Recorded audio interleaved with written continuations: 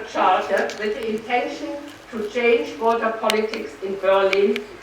We regard the Water Charter as a guide for the Berlin water works and for interpretations of the existing and new laws. Maybe others can take up this idea in their communities. Water Charter can become another instrument of direct democracy. And I showed you the preamble just for the point number 2, because that is a link between local and global.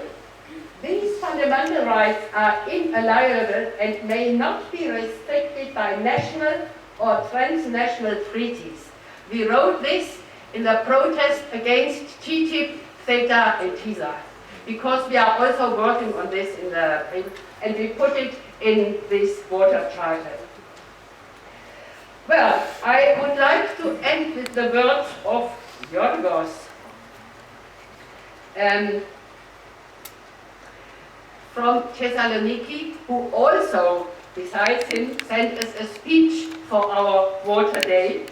And he said, when you and we are able to win the battle for water, we are also able to change Europe.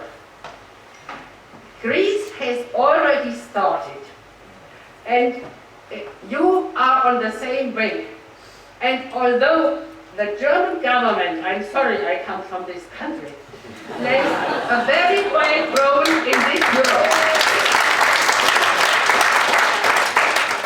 you must know that besides Mrs. Merkel and Mr. Schäuble and some more, in Germany, many other people are also dreaming of another Europe.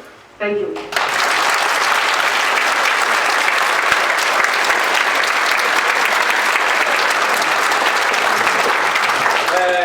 Thank you, Dorothea, with a unique and very, very different perspective from Germany than the one we're usually force-fed. Fabulous victory by the citizens of Berlin. I noticed a lot of people taking photographs of the slides and whatever, and that's absolutely fine, of course. But just so to be reassured, all of these presentations are going to be made available in their entirety to you all, and indeed publicly at the end of the conference anyway. So the next international speaker we have, we're very pleased to welcome from the great city of Bilbao. So we have Berlin, Thessaloniki and Bilbao. From the great city of Bilbao, the international delegate and speaker for Podemos, Eduardo Mara. Eduardo.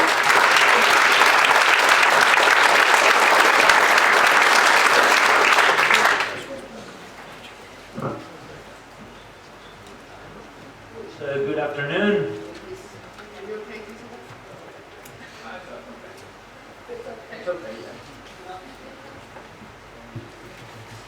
Okay. So good afternoon, and thanks for the invite. What I'd like to do today, or my main goal, is just to share an experience, the experience of the work in progress Podemos is.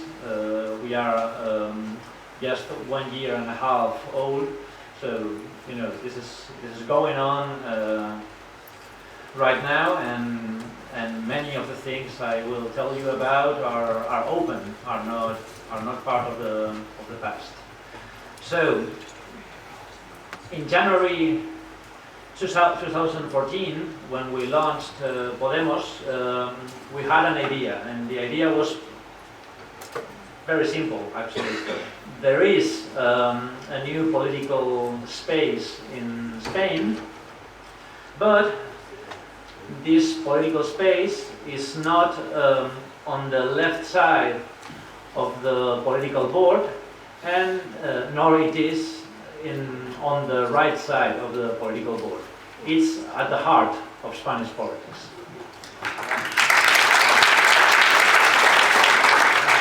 And for us, the turning point was a little bit before, 3 years before, January 2014. It was May 2011 with the May 15th movements, also known as the Indignados movement, taking place in the squares of several Spanish cities.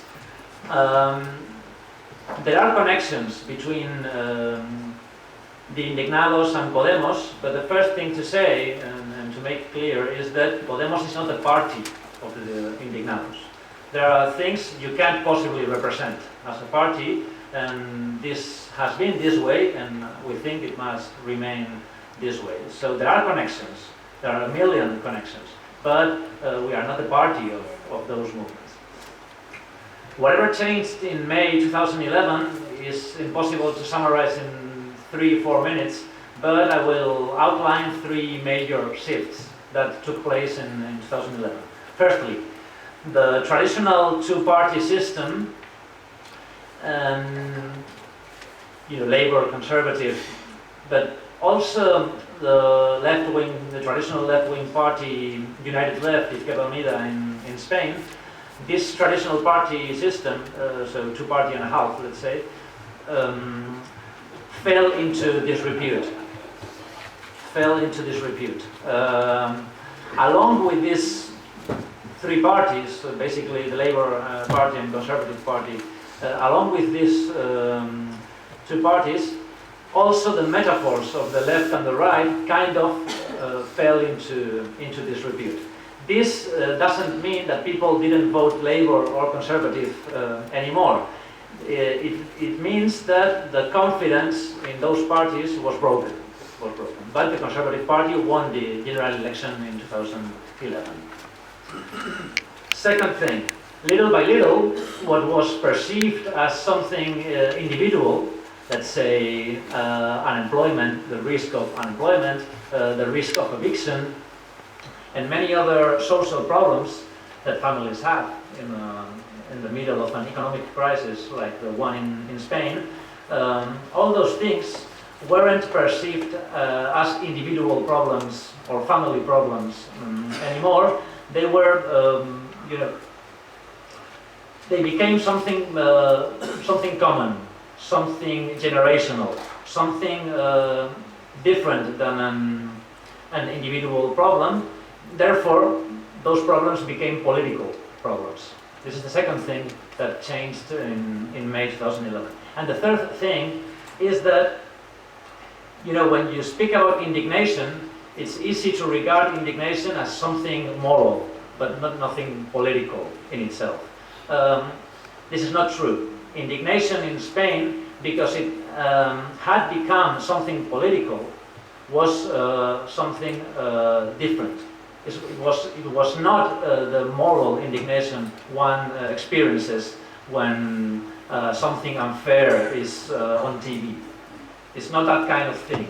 It's not like watching television and having to face a different situation in another country or a hard image.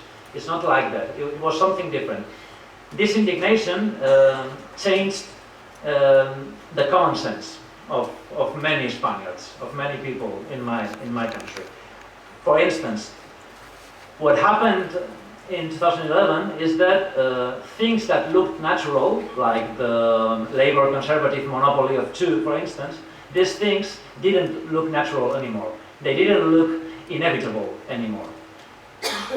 It was 35 years of the same thing, and suddenly this wasn't inevitable. This could change. We didn't know how, but it could change in the common sense of many people. So,